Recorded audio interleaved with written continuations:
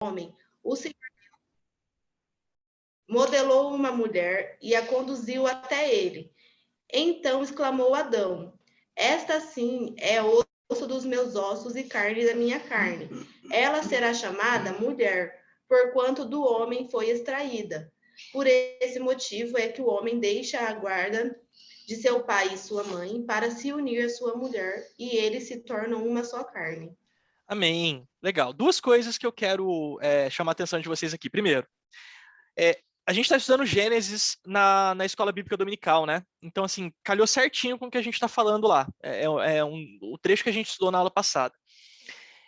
Tudo que Deus vai criando em Gênesis, se vocês pegarem a Bíblia para ler, ele cria, e aí a Bíblia fala o seguinte: e viu Deus que aquilo era bom. Né? Aí depende da tradução. Então ele vai criando e ele vai olhando e vai falando assim: nossa, isso aqui que eu criei foi muito bom, foi muito legal.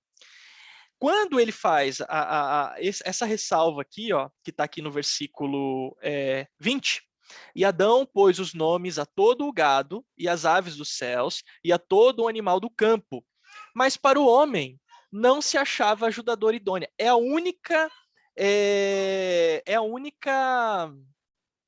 não é contradição, é contrariedade, é a única negativa que existe durante a criação. Deus ele cria tudo e daí ele fala, mas tem alguma coisa aqui que parece que ainda não está batendo. Que é o quê? Falta uma ajudadora. Então, para a gente ver realmente a importância aqui da criação da mulher como ajudadora do homem, não num sentido pejorativo, claro, né? Porque às vezes você pode falar assim, poxa, você falar que a mulher é ajudadora do homem é rebaixar a mulher a um personagem meramente coadjuvante. Mas na verdade, se você for lá em Salmos e você pegar um trecho de Salmos que diz que o Senhor é o meu ajudador, digamos assim, o Senhor é meu ajudador, a gente vai ver que o termo que é utilizado lá para Deus é o mesmo termo que ele utilizou para a mulher aqui. Então, é o mesmo tipo de ajuda, ou seja, o papel da mulher aqui como ajudadora, ele não é nem um pouco coadjuvante. Mas, seguindo aqui na leitura que a Thaís fez, ele chega no versículo 23. E aí Adão fala uma coisa muito interessante. Disse Adão, esta é agora osso dos meus ossos e carne da minha carne. Esta será chamada mulher, porquanto o homem foi tomado, porquanto do homem foi tomada.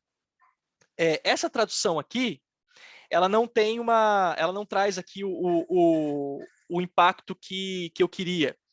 Deixa eu procurar aqui a tradução da NVI. Deixa eu ver a NVI, você vai ver.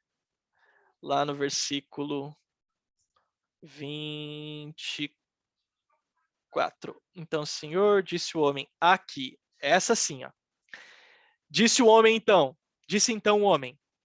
Esta sim esta sim dá a entender uma coisa muito positiva com relação à criação da mulher. Tem algumas traduções que vão até além. Por exemplo, a nova tradução da linguagem de hoje, ela é mais agressiva nesse aspecto, ela fala assim, finalmente, quase um finalmente.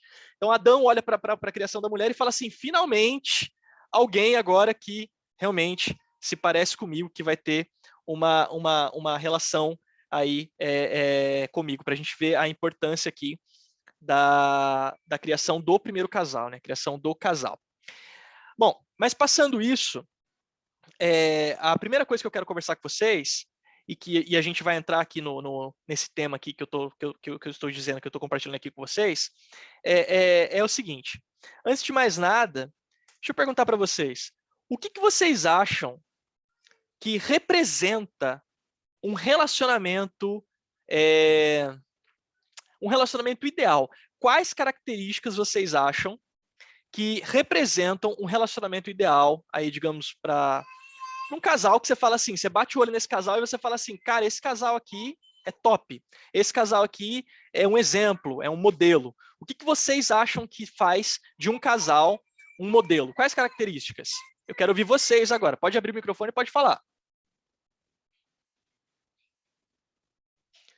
Todos ao mesmo tempo? Para que não haja briga, então eu vou escolher a dedo. O Emerson, que colocou a cara aí no vídeo. Vai lá, Emerson. Então, a Thaís.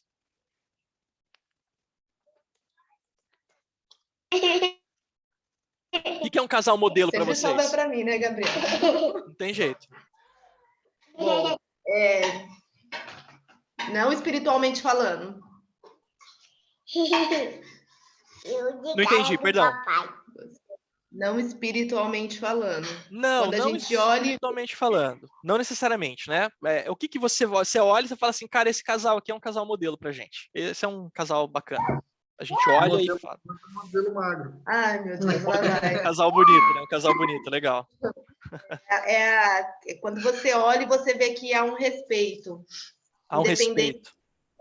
Independente se as opiniões são iguais ou não, mas há um respeito na forma de tratar, na forma de como uma pessoa fala e outra respeita a forma que ela está falando. Acho que é mais ou menos isso. Ah, você vê respeito sendo trocado, né? No dia a dia e tal. E isso é interessante perceber mesmo. A gente sai para jantar com um casal, a gente consegue perceber a forma como eles se tratam, né? A forma como eles se respeitam, ou, infelizmente, não se respeitam. Ou não se respeitam. Isso é bastante profundo. Agora, tem alguma outra coisa que vocês conseguem lembrar que você fala, cara, isso aqui é um casal modelo? Mais alguém? Vou deixar pro próximo aí, hein? É o Everton Acho aí, que é a forma como eles se tratam Cadê um o ao Everton? outro. Vai lá, Everton. Vai, Silane. Fala, amor, o que você acha? Ah, não sei lá. Companheirismo também? O companheirismo. Companheirismo, legal. Companheirismo, tá junto também. Os dois estando assim na caminhada com Jesus. Não. Nossa, igual a Thaís falou, estando fora um pouco de espiritualidade também. Uma pessoa que se respeita, uma pessoa que é companheira uma da outra. Uhum. Tirando assim por fora da igreja, igual a Thaís falou, não espiritualizando. Uhum. Vamos tratar do dia a dia normal. Sim. Acho que o respeito, o companheirismo, a educação com o outro, isso tudo engloba hoje em dia é o que menos se vê. Hoje em dia perdeu o respeito em todas as partes. Eu vendo hoje, entendeu? Hoje Sim. não se tem muito isso. Legal. E vocês acham casais, que... Desculpa, pode falar, Everton. Acho que assim, tanto em casais e em família também, não tem mais isso. A parte não só de casais e entre famílias, perdeu tanto o respeito. Uhum. Englobando tudo isso, entendeu? Entendi. E vocês acham que, assim, tem algum casal que vocês... normalmente a gente olha para alguns casais, inclusive famosos, né? E a gente fala assim, cara, eu queria ter um casamento igual desses caras aí. Tem algum casal que vocês já olharam e já sentiram isso? Algum casal da mídia que vocês já olharam assim e falaram, cara, esses caras têm um casamento que eu gostaria de ter. Ninguém nunca teve um casal assim que você olha e fala, olha, queria ter um casamento igual ao deles. Angelina Jolie e o marido dela lá, que eu não sei o nome. O Brad Pitt? Eles aparentam ser um exemplo, né? Ixi, mas já foi. Esse casamento já foi pro saco já. Ah, então eu tô Gabriel. por fora, então. O Gabriel. Oi. Ó, eu não vou falar assim, eu não conheço, a gente não conhece.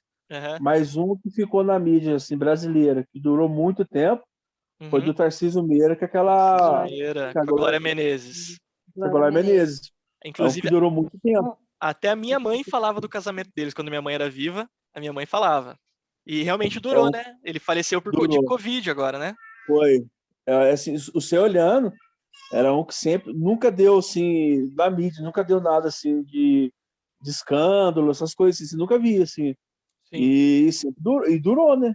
Durou assim, até que a morte separe mesmo. Olha aí. Foi assim. Exatamente isso que eu queria extrair de vocês. Normalmente, a gente olha para alguns casais e a gente encontra nesses casais alguns modelos de casamento. Porque normalmente a gente vê só as partes boas, né? Então a gente olha para aquele casal e a gente fala assim, cara, eu queria ter um casamento igual daqueles caras lá, porque eles parecem ter uma vida excelente. Não é à toa que a gente falou aqui do Brad Pitt e da Angelina Jolie. Durante muito tempo eles foram assim, acho que o casal modelo do mundo, né? Todo mundo falava em casal celebridade, era Angelina Jolie e Brad Pitt. Aqui no Brasil a gente já teve Cauã Raymond e Grazi Massafera. O discipulado hoje virou O um Rodrigo negócio de Hilbert. fofoca. Rodrigo Hilbert e, como que é o nome da esposa dele? Fernanda Lima, né? Fernanda Fernanda Lima. Lima. Eles Fernanda Lima. estão juntos ainda, né? Eles ainda Tá. fazem Então. um casal perfeito. Isso Aí a gente sim. olha para eles postando no Instagram e sendo aquele casal do ano e fazendo brincadeirinhas um com o outro e todo mundo bem, e a gente fala assim, cara, eu queria um casamento desse, eu queria um relacionamento desse, porque genuinamente eles parecem felizes. Só que o que acontece? Ô, Gabriel, eu Oi, posso te cortar um pouquinho? pode. Eu vou falar um modelo de casamento perfeito que eu tenho, assim, não é da mídia, é que eu presencio, que eu vivencio esse casamento, é o da minha irmã com meu cunhado. E assim, você falando assim, que a gente só vê realmente nas mídias só as coisas boas, né? Só Uhum. foto bonita, só sorrisão. Mas dentro do contexto, dentro de casa, só quem vive é que sabe como que realmente é, né? Aham. E o contexto da minha irmã com o meu cunhado é muito bacana. Eu acho assim, eu falo, cara, eu fico muito feliz de ver a minha irmã num casamento que ela tem. Porque por mais as dificuldades que ela tem dentro de um casamento, dentro do casamento dela, eles se resolvem e se respeitam mutuamente. Assim, a gente vê principalmente na criação dos filhos, que é onde geralmente dá ruim. Porque cada um foi criado de um jeito e automaticamente você quer se impor do jeito que você aprendeu, mas a esposa também quer se impor do jeito que aprendeu e acaba chamando a atenção um do outro na frente da criança, né? A gente vê, pelo menos eu vejo vários pais fazendo isso. E eles não. Se ela fala, ele não responde, ele não retruca o jeito que ela fala ou corrige as crianças. Uhum. E ele também, do jeito que ele fala com as crianças. Assim, é uma parceria mútua nisso. Eu vejo assim, por mais que às vezes ela acha que ele exagerou, ou ela também deu uma exagerada, eles se respeitam em tudo, em tudo. E não só nessa parte, mas como às vezes algum almoço em família, um quer ir para um lado, outro quer para o outro, as opiniões diferentes entre eles, que a gente vivencia isso, e o acordo que eles fazem para poder chegar num acordo de um ceder ou o outro, para Uhum. mim é muito incrível. Parece que a gente roda e a gente volta na questão do respeito, né? Que é o que parece que sobressai aos nossos olhos. Quando a gente vê um casal que se respeita em várias áreas, a gente olha e fala assim, cara, esses caras, eles parecem ter um casamento abençoado. Aí, obviamente, é algo que a gente pode olhar e a gente realmente pode admirar, não é algo que a gente está olhando e está admirando uma coisa fútil da mídia e etc. Então, é realmente muito, muito E importante, é muito assim, legal. e tem aquela parte, Gabriel, cada um no seu papel. Assim, pelo menos no casamento da minha irmã, eles têm muito cada um seu papel, né? O meu papel é fazer tal coisa que eu vou fazer. O seu é tal coisa que você vai fazer, tal coisa que você vai fazer. Outra tal Uhum. coisa, nós dois tem que fazer junto, nós dois vamos fazer junto, Sim, né? Isso sobressai bastante no casamento da minha irmã. sim. Agora, tem uma outra coisa que eu quero trazer para vocês aqui rapidamente, que é o seguinte: às vezes a gente olha, por exemplo, para o casamento lá da Glória Menezes e do Tarcísio de Meira, e a gente vê que foi um casamento duradouro, um casamento feliz, etc. E a gente olha aquilo como algo a se buscar. Mas vocês acham que eles tinham problemas também no casamento? O que vocês acham? Tinha, Com certeza. tinha Com que certeza. Com certeza. Com certeza. Tinha porque ela mesma os dois mesmos chegou a relatar isso em várias entrevistas deles. Porque, assim, essa é a principal falácia do casamento. A gente se casa achando que a gente não vai ter problema, achando que vai ser fácil. Não sei se vocês conhecem tem um pregador muito famoso chamado Paul Washer. Paul Washer, ele serviu durante muito tempo na selva do Peru, evangelizando tribos indígenas, etc. Esse dia eu estava vendo uma pregação dele, ele disse que nenhum tipo de evangelização com tribo indígena na selva do Peru foi mais difícil do que o ministério dele na casa dele, com a família dele, com a esposa, com filhos. Ou seja, a gente realmente vai ter problemas, e quando eu digo problema, não é um problema a ponto de não dá para suportar esse relacionamento. Não, mas assim, o relacionamento ele vai ter os seus altos e baixos, ele vai ter situações difíceis, momentos difíceis, momentos complicados. E quando a gente olha para um casamento, especialmente quando a gente olha de maneira fútil, esses que a gente vê da mídia, a gente só vê a parte boa, a gente não vê a parte ruim. E a gente fala assim, cara, eu queria um relacionamento como aquele. Mas se a gente for analisar esse relacionamento, a gente vai ver que ele tem problema também. Então, por exemplo, se eu pegar um casamento abençoado hoje, que é próximo da nossa realidade, um casamento do pastor Hildo e da Eliane. Obviamente, eles têm diferença de opinião, obviamente eles têm atrito, eles têm uma série de coisas que às vezes a gente não vê que tem, mas tem. Então, todo casamento tem. Eu e a Vanessa, inclusive, nós temos. Eu e a Vanessa, a gente tem muitas diferenças. A Vanessa está aqui, está fazendo a Olivia dormir, mas a gente pensa diferente em várias coisas. Tem várias coisas que a gente fala assim, cara, como é que pode? Porque às vezes eu quero ir para o norte e a Vanessa quer ir para o sul. E isso não significa que nós não somos incompatíveis para continuarmos casados. Não, mas é que é um trabalhar diário para a gente manter aí o nosso relacionamento, porque o relacionamento é realmente uma questão de manutenção. Então, tem coisas, por exemplo, a Vanessa, ela é acelerada, a Vanessa quer fazer as coisas na hora, ela é ansiosa, só que não no sentido ruim, pejorativo, porque, em contrapartida, às vezes eu sou muito devagar, às vezes eu olho para ela e falo assim, não, mas calma, vamos pensar com calma, e ela já quer fazer, mas às vezes precisa realmente fazer, então, muitas vezes ela está certa, e eu que seguro ela por ser um pouco mais lento. Então, e por exemplo, agora, ela tá mandando eu falar baixo porque eu tô acordando a Olivia. Mas assim, você vê, casamento é assim, gente. A gente tem essas diferenças. Então, tem várias coisas que eu penso de uma forma e a Vanessa pensa de outra. E por vezes a gente acaba entrando num conflito. Por vezes a gente acaba entrando num conflito. Como que vocês acham? Vocês acham que os casais que estão aqui, vocês pensam muito parecidos? Olha a cara dela. Ela acordou 3 horas da manhã, foi trabalhar e chegou, tá aqui, com essa cara maravilhosa aqui, ó.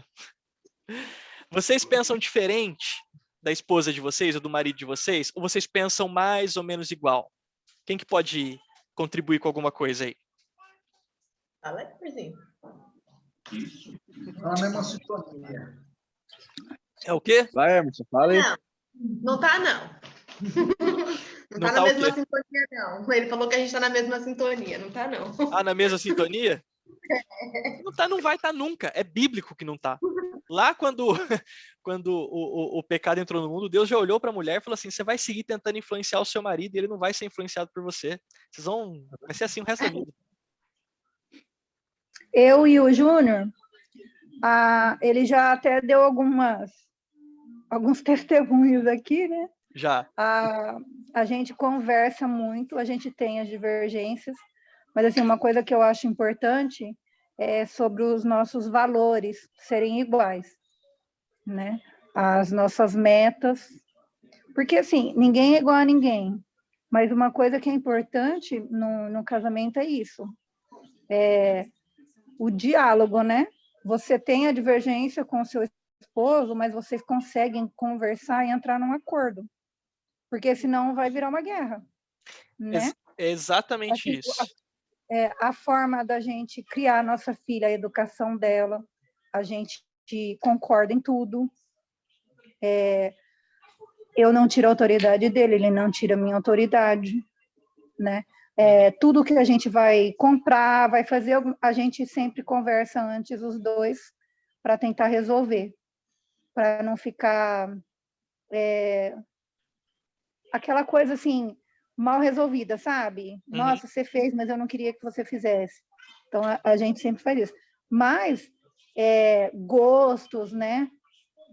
Pensamentos diversos, assim, fora da família, a gente tem muitos, né? Mas, assim, não tem como, né? Ser tudo igual. Mas o que eu acho que o importante de ser igual a própria Bíblia fala, né? Do jugo desigual, eu acho que é nesse caso também, na questão dos valores que você tem para a família. É importante que seja parecido, Porque eu quero criar minha filha de um jeito, ele quer criar de outro. Eu quero que ela aprenda isso, não, eu quero que ela aprenda aquilo. Aí acaba acontecendo os conflitos no casamento.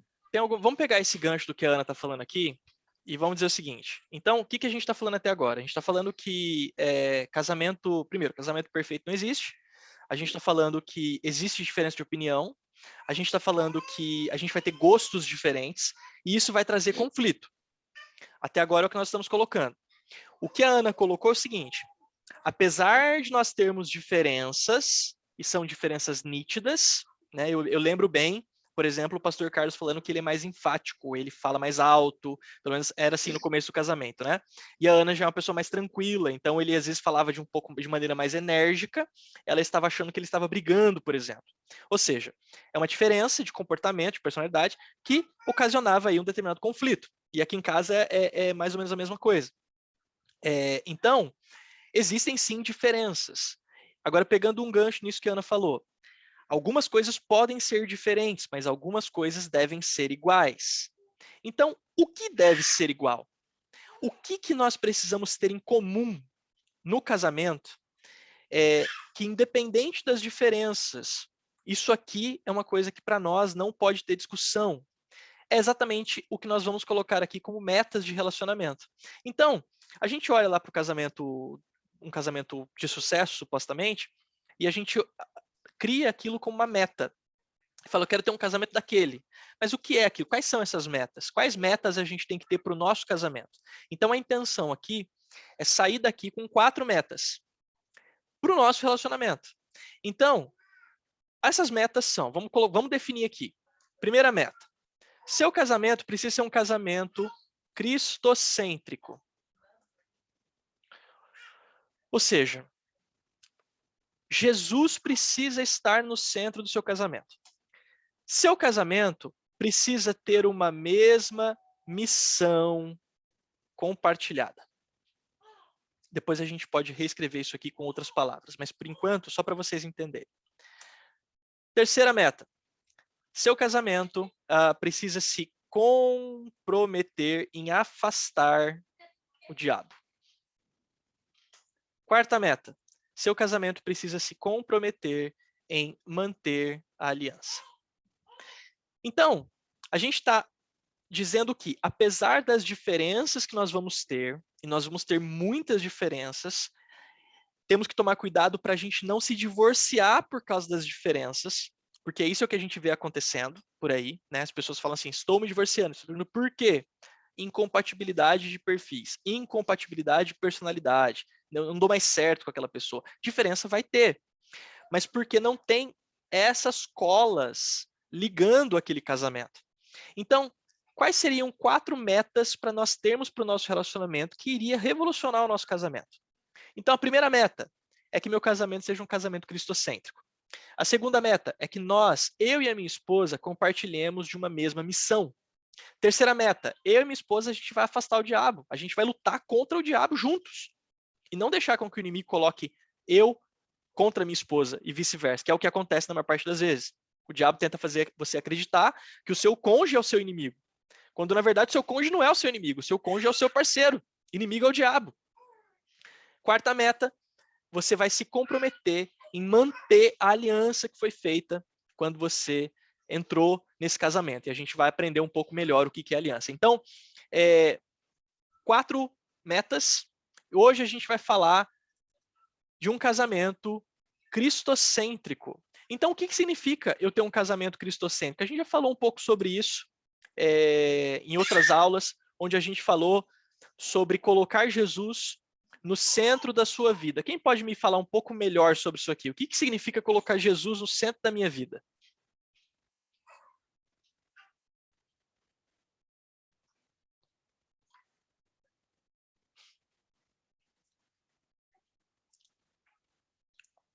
Estou esperando, gente.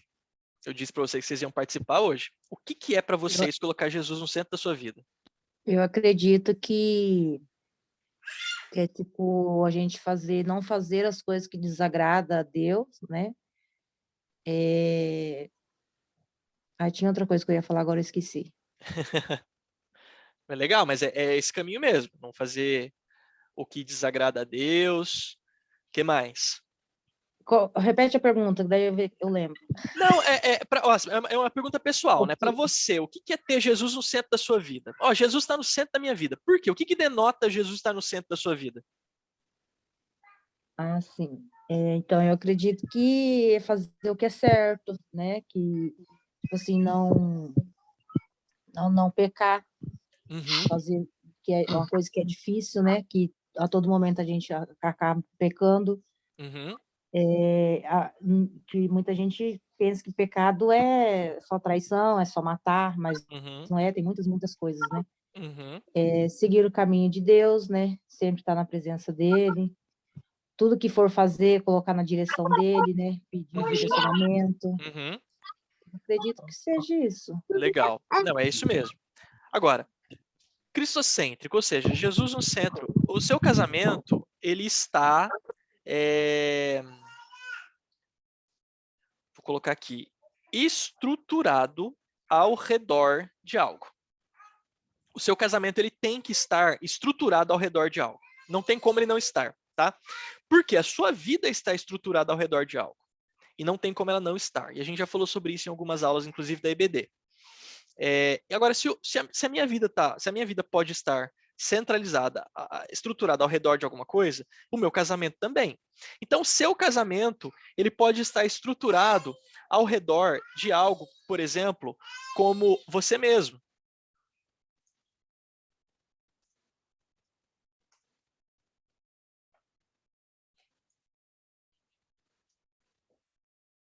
O que mais? Que mais que o seu casamento pode estar estruturado ao redor? O que pode estar no centro do seu casamento?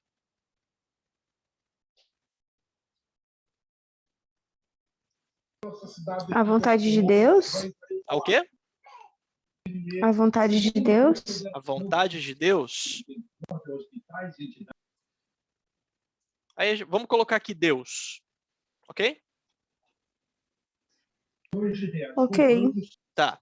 O que mais? Você acha que União? o seu casamento pode estar...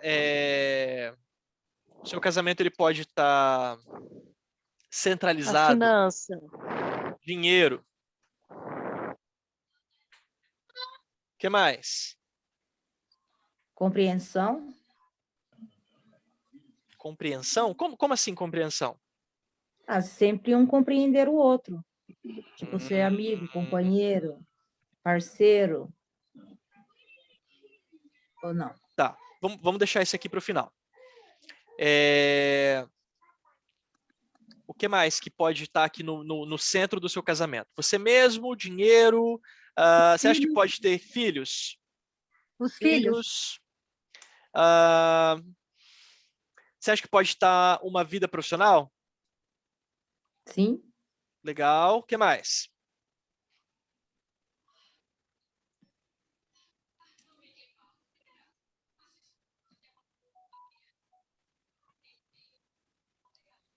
O próprio cônjuge, né? O próprio cônjuge. Interessante isso aqui. O próprio cônjuge. Muito interessante isso aqui, porque num primeiro momento isso aqui parece bom. Num primeiro momento isso aqui parece extremamente interessante. Depois que a gente vai ver que, na verdade, isso aqui, na verdade, não tem nada de interessante. Estou tentando abrir um arquivo aqui, gente. Não está abrindo. Eu quero entender. Consegui. Também pode ter aqui, ó, por exemplo, autoimagem. Né? Tem gente que coloca a sua autoimagem no centro do seu casamento. A gente não está falando aqui o que está no centro da sua vida. A gente está falando o que está no centro do seu casamento. Então, o que define o que está no centro do meu casamento? O que o seu casamento, sobre o que acontece no seu casamento no dia a dia. Né? Quais são as discussões que vocês têm? Sobre o que vocês conversam na maior parte do tempo? Quando as crianças vão dormir e vocês têm aquele tempo de vocês sentarem no sofá, sobre o que vocês falam? Vocês só falam do trabalho de vocês? Vida profissional? Vocês só falam de dinheiro? Da falta dele? Ou da necessidade de ganhar mais dinheiro? Vocês só falam dos filhos? Vocês só focam de repente no cônjuge, no outro. Então, existe uma série de possibilidades aqui para você colocar no centro aqui do seu casamento. E é muito fácil você colocar, inclusive, o cônjuge aqui no centro do casamento, porque quando você se casa, você olha para aquela outra pessoa como se ela fosse a pessoa criada para te completar. Nós já falamos sobre isso. Eu falei sobre isso na primeira aula. Você se casa achando que você encontrou a pessoa certa da sua vida, né? A tampa da sua panela. E aí você projeta nessa pessoa toda a sua necessidade de preenchimento e uma série de coisas. Então você pode colocar aqui o seu cônjuge na posição errada. Agora, a gente sabe o que a gente pode ter aqui no centro do nosso casamento. Mas o que é o correto de nós termos aqui no centro do nosso casamento? E é aqui que a gente volta nessa primeira meta. O que tem que estar no centro do nosso casamento, gente? Deus. Vamos colocar Jesus. Então, Jesus, ele tem que estar no centro do nosso casamento. Deixa eu tentar repetir aqui, vamos ver se vocês lembram. Eu compartilhei isso aqui na escola dominical. O que está no centro do seu casamento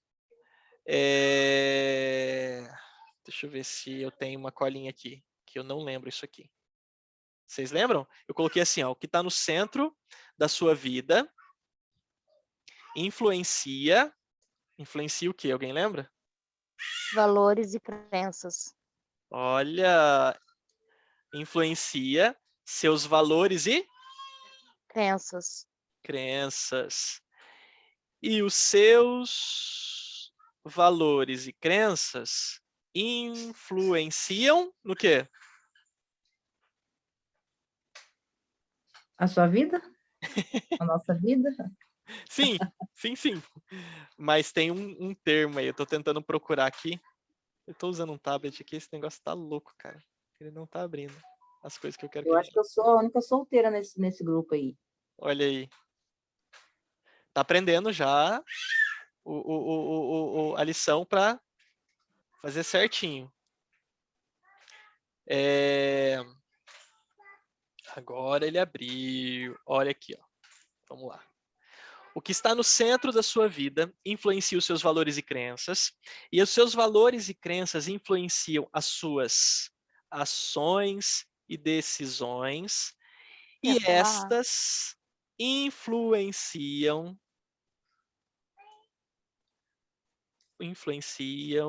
o impacto que você tem sobre os outros. Bom, então, isso aqui é o que acontece quando você coloca alguma coisa no centro da sua vida. E o seu casamento vai ser a mesma coisa. Você tem a possibilidade de colocar algo errado no centro do seu casamento. E quando você coloca algo errado no centro do seu casamento, é como se você estivesse dando uma sentença de morte para ele. Porque algumas coisas vão ser mais graves, outras nem tanto, mas de um jeito ou de outro, você tendo algo errado ali no centro do seu casamento, vai fazer com que tudo seja desestabilizado, com que tudo acabe não indo para o caminho que deve ir. Agora, se uma das metas é colocar Jesus no centro do meu casamento, a pergunta que eu tenho para fazer para vocês é: como colocar Jesus no centro do meu casamento? E aí? E agora? Porque é muito bonito eu falar para vocês assim que o casamento de vocês tem que ser cristocêntrico. É isso que a gente está falando. Agora, como? Como que eu tenho um casamento cristocêntrico? Como que eu faço um casamento cristocêntrico? Vamos lá.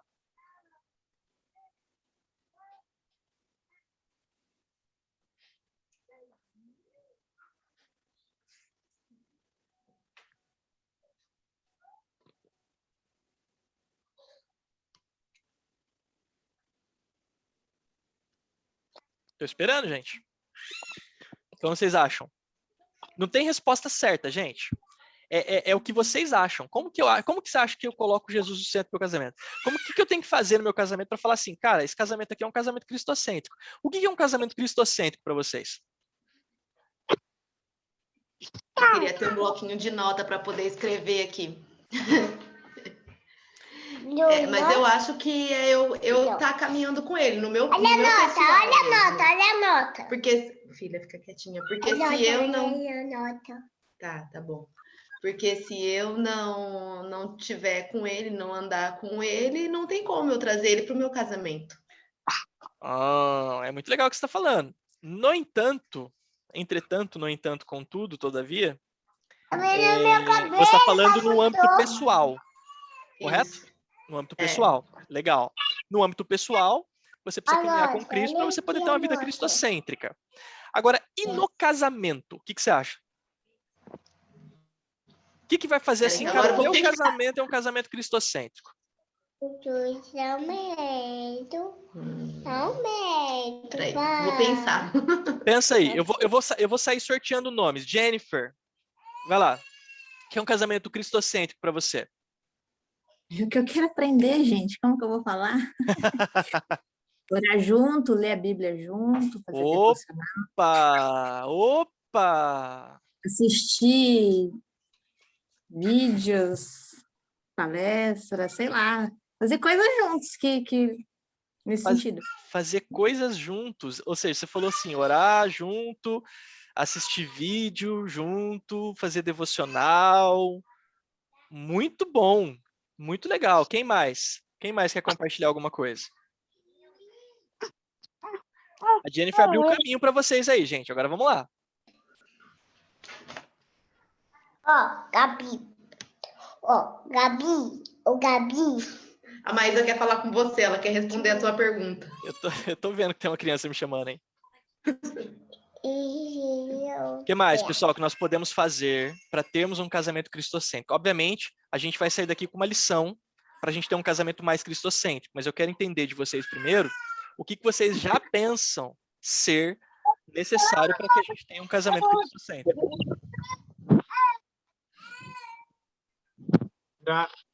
Será que o casal... Quem que tá falando?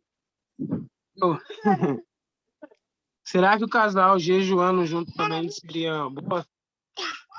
Com certeza, com certeza. É exatamente esse tipo de comportamento que o casal precisa ter para transformar esse casamento num casamento cristocêntrico. Porque veja bem, gente, eu falar para vocês assim, para ter um casamento cristocêntrico você precisa ir para a igreja. A minha resposta ela pode estar certa ou não. Por quê? Porque eu ir para a igreja não necessariamente vai tornar o meu casamento um casamento cristocêntrico. Pode estar me tornando uma pessoa mais cristocêntrica de início, e aí, num segundo momento, obviamente, eu sendo uma pessoa mais cristocêntrica, é claro que o meu casamento vai ser beneficiado por isso. Da mesma forma que o contrário também é verdadeiro. Por exemplo, impossível eu ter um casamento cristocêntrico se eu não for uma pessoa cristocêntrica. Vocês concordam? Sim. Então, eu preciso primeiro ser uma pessoa cristocêntrica para depois ter um casamento cristocêntrico. A gente está pulando essa parte do âmbito pessoal, que a gente já entendeu que, obviamente, a gente precisa ter. Agora, uma vez que eu tenho Jesus no meu casamento, na minha vida, como que eu levo esse mesmo Jesus para o meu casamento? Porque o que a gente vê, muitas vezes, são casamentos que não são cristocêntricos. E é verdade. São casamentos que... É como se o marido e a esposa, eles fossem um projeto individual para Deus. Então, eu tenho um relacionamento com Deus, a minha esposa tem um relacionamento com Deus, mas o nosso casamento parece que ele não reflete isso. Vocês já pararam para pensar que isso é possível? Muito. Inclusive, eu já vivi isso com a Vanessa. Então, é muito possível que isso esteja acontecendo. O que a gente tem que fazer para você, então, trazer Jesus para o seu casamento, para transformar o seu casamento num casamento cristocêntrico, né? Aí tem assim, tem alguns versículos que depois eu vou compartilhar com vocês no material, mas para a gente não terminar a aula muito tarde hoje, eu não vou ficar pedindo para abrir a Bíblia agora. No entanto, você precisa entender o seguinte, a primeira coisa, para quem é casado já, né? Eu acredito que 95% das pessoas aqui já são casados. Sei que a Carol tá aqui, o Black também. Mas eu vou falar uma coisa para vocês. O meu casamento... Para que serve casamento, gente? Para que você se casa? Existem várias respostas, né? Se eu perguntar para vocês, para que casamento? Existem várias respostas. Respostas certas e respostas erradas. Uma resposta que tem martelado na minha cabeça ultimamente é que o casamento da minha vida, ele serve para fazer com que eu consiga atingir uma vida de santidade. O que eu quero dizer com isso? É que o meu casamento é uma ferramenta de Deus na minha vida para que eu atinja a santidade, para que eu trabalhe a inteira santificação na minha vida. E o casamento, ele é para isso. E não necessariamente porque ele te impede de ter vários homens ou várias mulheres. Não é disso que eu estou falando. Eu estou dizendo que eu ter uma esposa que me ajuda e a Vanessa ter um marido que também a ajuda, faz com que a santidade, o processo de santidade, ele seja mais fácil da gente atingir. Então é para isso que serve o casamento. O casamento serve para fazer com que vocês consigam servir a Deus melhor juntos do que sozinhos. Então por que eu sou muito mais feliz casado do que solteiro em termos de servir a Deus? Porque eu sei que eu vou servir a Deus muito melhor casado com a Vanessa do que solteiro. Muito melhor. Vai ser muito mais fácil servir a Deus. Eu vou ter muito mais força, vou ter muito mais sinergia para servir a Deus fazendo alguma coisa junto com a Vanessa do que fazendo alguma coisa sozinho. Então, por que me casar? Aí uma pergunta para a Carol e para o Black. Por quê? Porque vocês vão servir a Deus muito melhor estando numa dupla. O problema tem muita gente que está casado e não serve a Deus junto. Não é uma dupla na hora de servir a Deus. Então, você está tentando servir a Deus sozinho, e não tem como você servir a Deus sozinho sendo casado. Agora, como que eu faço isso na prática, então? Eu vou colocar uma só coisa aqui, que eu tenho certeza que é uma dificuldade para muita gente. Muita gente. Vocês falaram aqui coisas muito legais, como, por exemplo, jejuar juntos, né? Assistir uma pregação juntos, fazer uma série de coisas. Mas a primeira coisa que a Jennifer falou aqui, como colocar Jesus no centro do meu casamento. Uma lição somente, orando juntos. Cara, só isso já vai resolver o seu problema. Você entende como eu não estou falando de ir para a igreja, eu não estou falando de ter um ministério. Eu não estou falando de ter ministério, gente, não é ter ministério. Por exemplo, eu saí da JNI e fui para o Ministério de Casais porque eu queria ter um ministério junto com a Vanessa. Mas não é isso que eu estou falando. O cristocentrismo no meu casamento, ele vem de pequenos detalhes. Então, por exemplo, a Vanessa propor um plano de oração para a gente poder fazer esse plano de oração juntos, e eu confesso que isso não é fácil para mim, eu tenho bastante dificuldade nisso, mas eu tento me policiar. Então, orar juntos. Você tem orado junto com o seu marido? Eu pergunto para você, ou junto com a sua esposa, vocês têm orado juntos? Sim ou não? Sim. E como que é?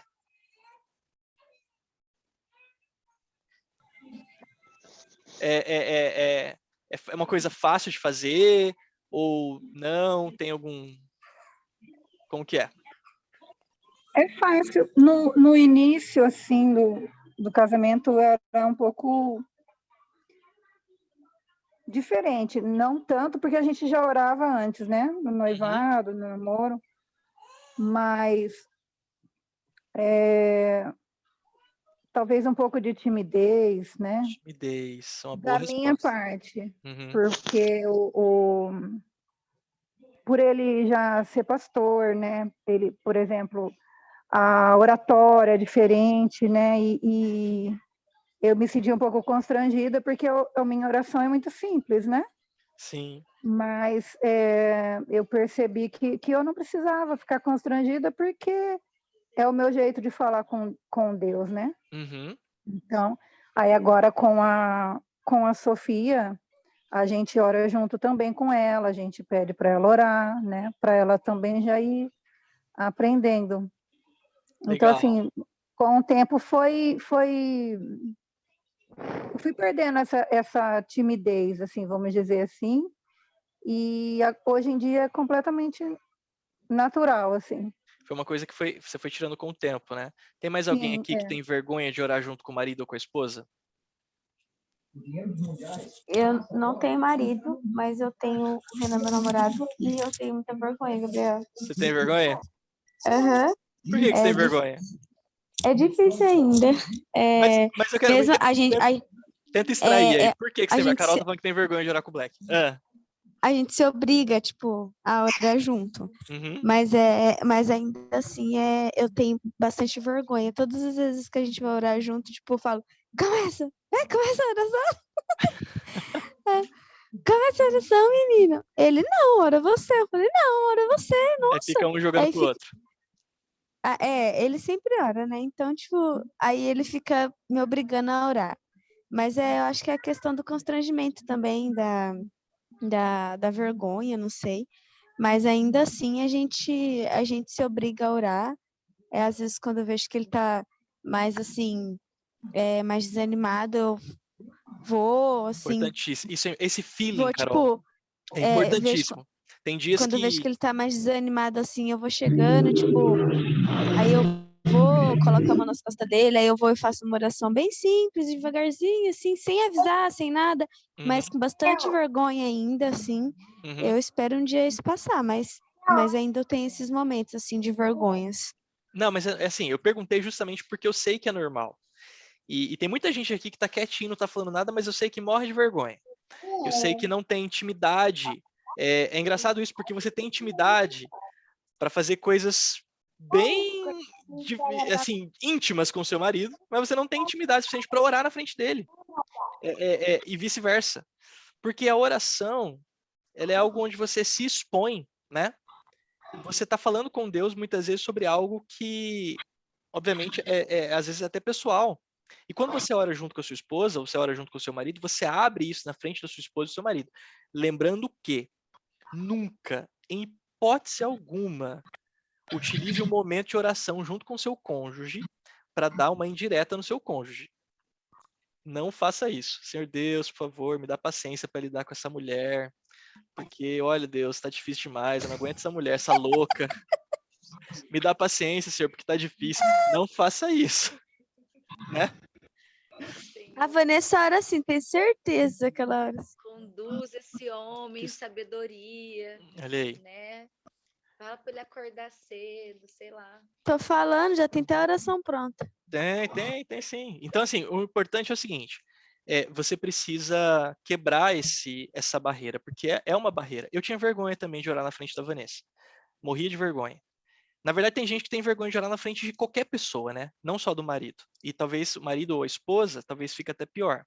Mas assim como a Carol que foi quebrando isso, assim como a Ana que foi quebrando isso com o pastor, a gente tem que ir quebrando essas barreiras, porque é muito importante que a gente ore junto. E eu tinha uma dificuldade muito grande, porque eu achava que orar junto era a Vanessa se ajoelhar aqui na sala, e eu posso me ajoelhar lá no quarto, e nós dois quietinhos em silêncio, a gente está orando juntos. Não é oração junto. Oração junto é a gente realmente orar junto. É eu pegar na mão da Vanessa aqui, e eu falar assim, vamos orar? Minha mão tá gelada. E ela fala, vamos. E aí eu oro um pouco, ela ora um pouco. É claro que assim, não tem regra, tá? Eu não tô passando aqui uma regra para vocês. Mas pra gente, normalmente funciona a gente fazer essa oração de mão dada e revezando. Ou o que pode acontecer muitas vezes, peraí, você já vai falar. O que pode acontecer muitas vezes é o seguinte, e isso é uma coisa muito legal que a própria Carol colocou aqui. Tem dias que a bateria de um cônjuge vai estar maior e do outro vai estar menor. Então tem dias que eu olho para a Vanessa e eu falo assim, eu preciso que você ore por mim. E aí ela às vezes olha para mim meio sem entender o que está acontecendo, porque eu não estou explicando nada do que está acontecendo, só estou olhando para ela e falando assim, eu preciso que você ore por mim. E aí ela coloca a mão na minha cabeça e ela ora. E como é bom, como eu preciso daquelas palavras naquele momento, eu nem sabia que eu precisava, mas eu precisava. Então tem dias que eu não tô conseguindo. E aí eu peço para ela orar por mim. E tem dias que ela também não tá bem, e eu chamo ela no quarto, às vezes a casa aqui tá pegando fogo, e eu chamo ela no quarto e falo assim, vamos tirar um tempo aqui, vamos orar, vamos fazer uma oração. E daqui a pouco a gente continua a nossa vida. Tô começando a fazer isso com o Davi ultimamente.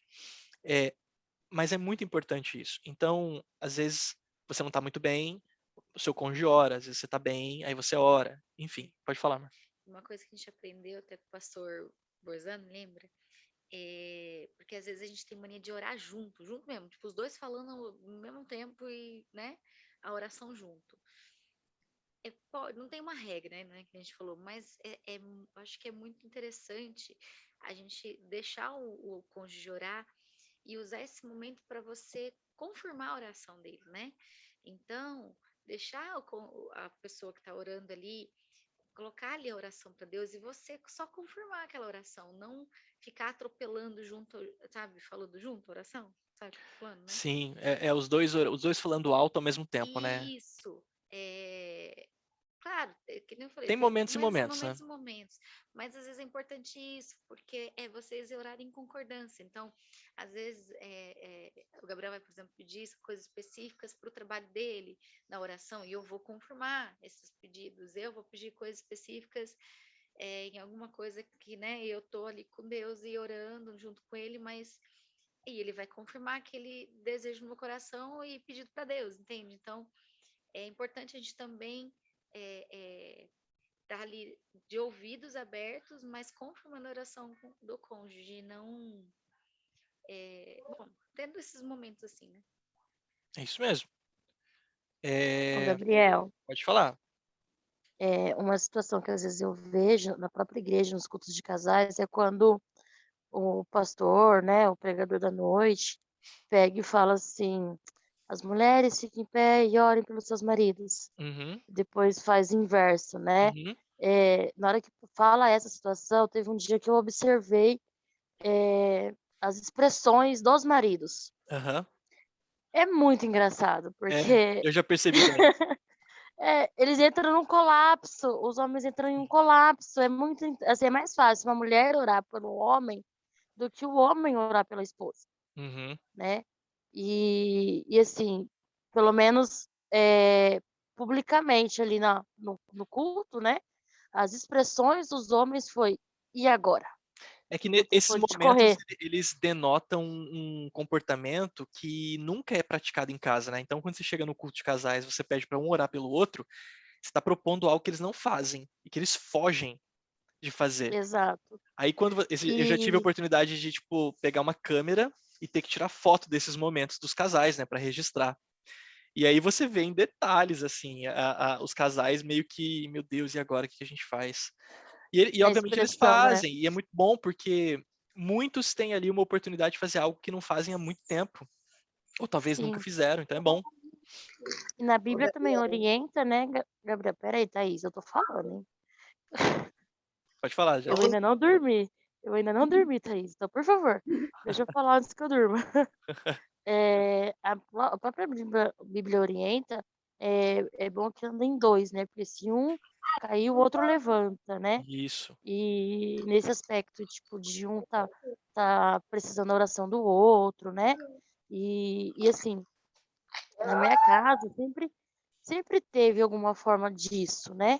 Uhum. Não digo de oração juntos todo o tempo, mas eu sempre orei, na verdade, pela vida do meu marido, sempre coloquei a mão nele para orar, mas eu nunca recebia diretamente, né?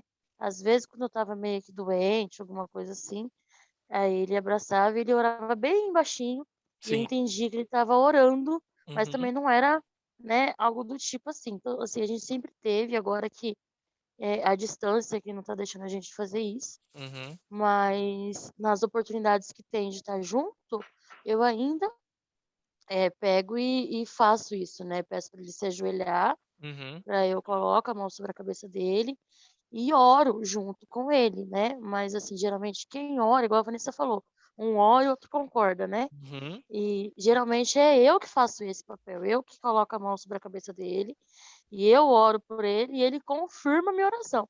Sim. Nesse período de quase um ano que a gente está longe, acho que não teve nenhuma vez que foi o oposto, né? Entendi. Foi ele que falou, não, ajoelha aí que eu vou orar por você agora, Uhum. porque você sempre tá orando por mim e tal. Uhum. E sim, a gente sente falta. Nós Sim. sentimos falta disso e faz uma diferença enorme.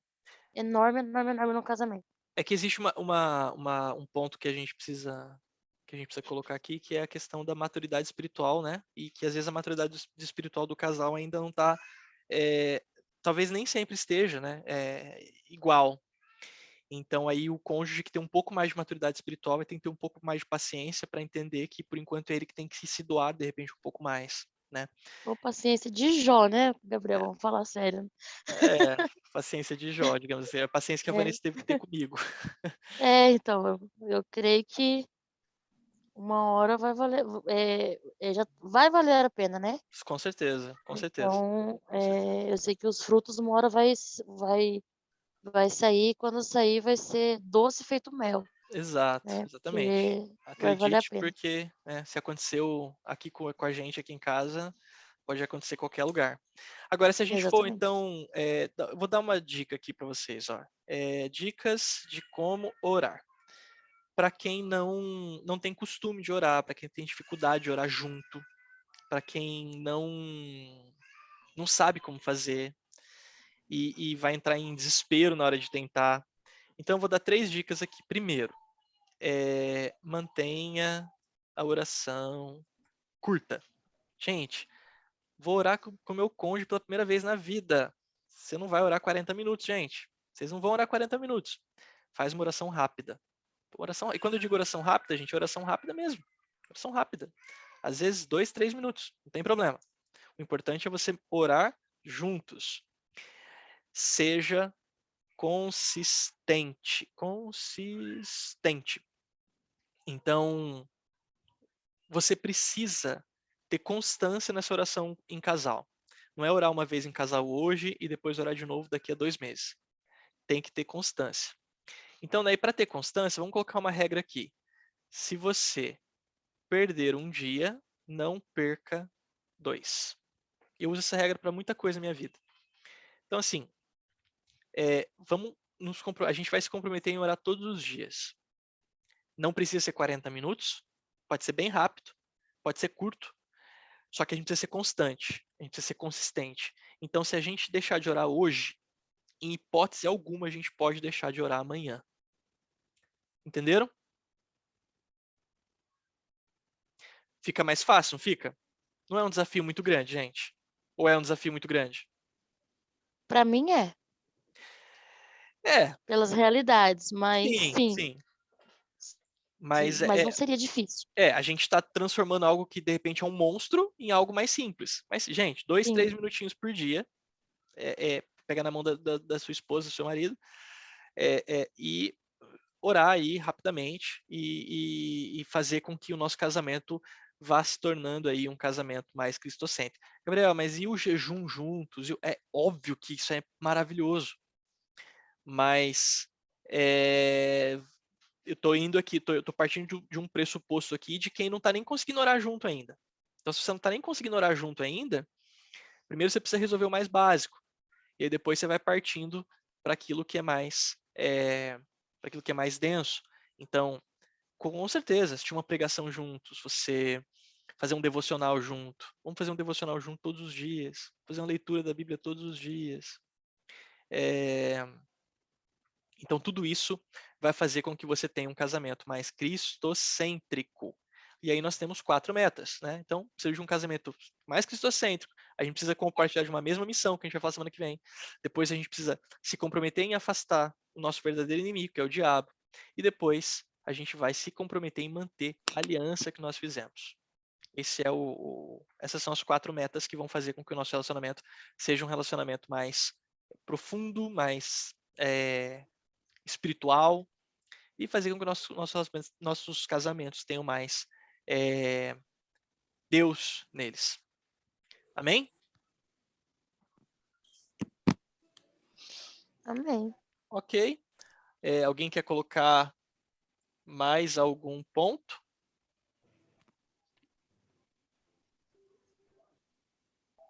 Não?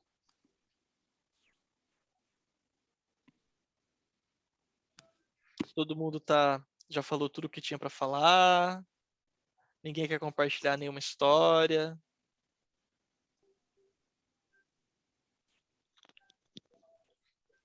Deixa eu perguntar para vocês sobre orar juntos, então, que é o que a gente está falando aqui. Se você pudesse dar uma escala de 0 a 10 para a oração que vocês fazem juntos, que nota você daria para, por exemplo, a semana passada? No casamento de vocês. De 0 a 10. A minha, 0. 0. 0 também. 0. 0. 0. 0. 0. Entendi.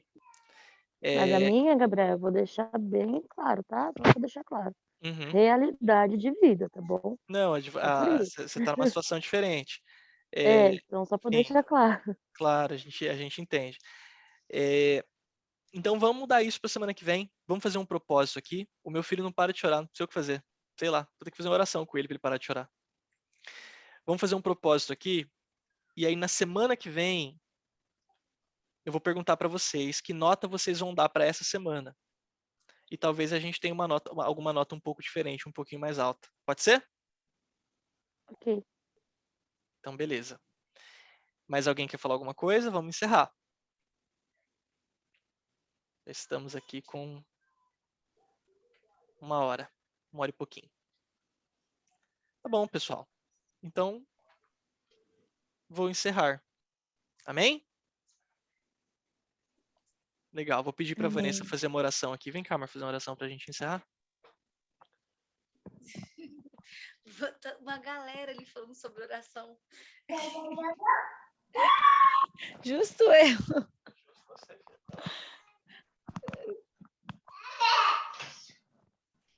Oi, gente.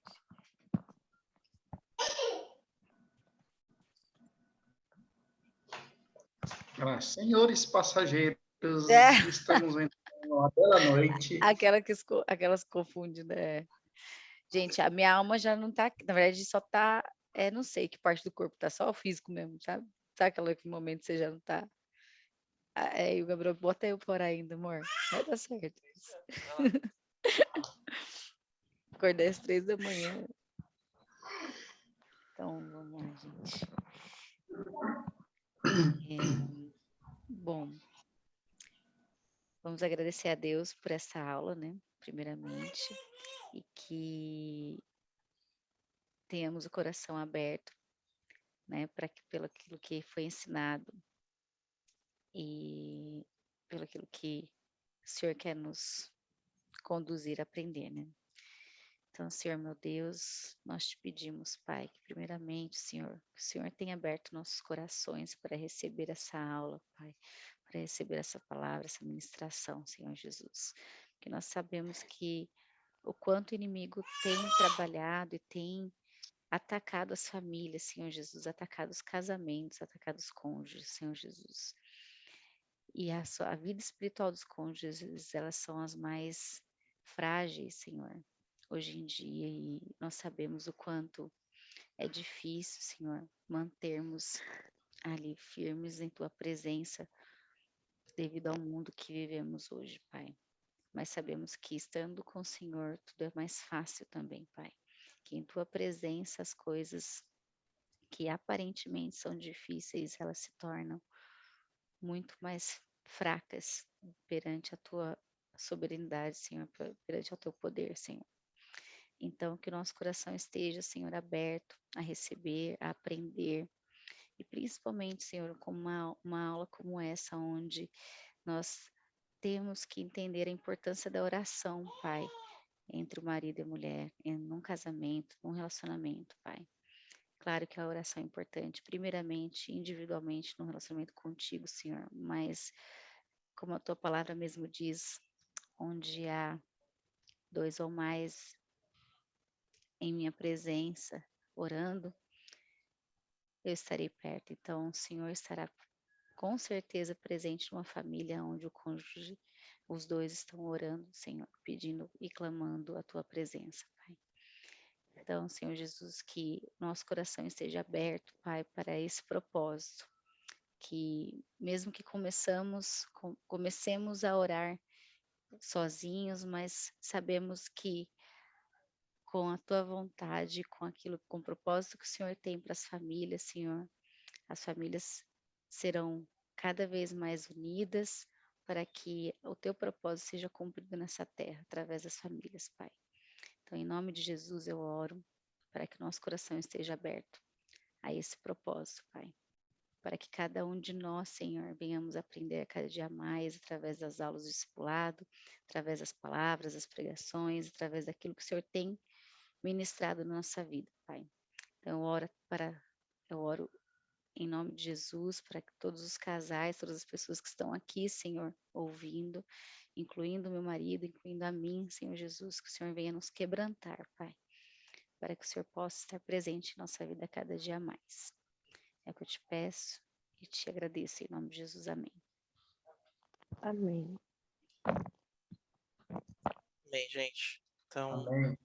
obrigado pela presença de vocês e agradeço a participação de vocês. Vocês participaram bonitinho, como eu tinha pedido. E semana que vem nós estamos de novo, então, para continuar. Tá bom? Deus abençoe. Fiquem com Deus. Tchau, até mais.